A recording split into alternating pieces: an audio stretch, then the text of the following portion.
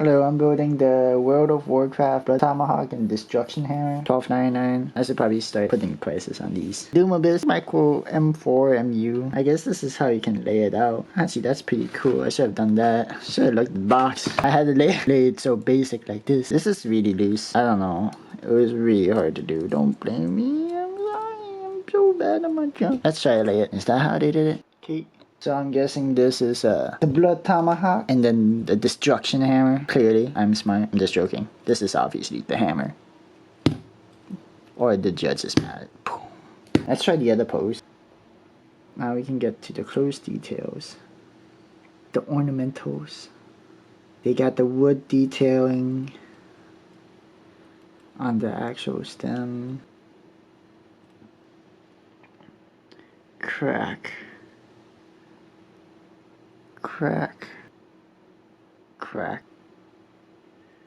Dude, this camera is actually pretty bomb, dude.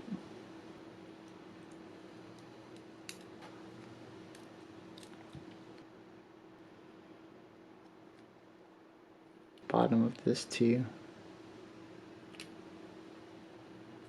Okay, boom boom. Okay, thank you.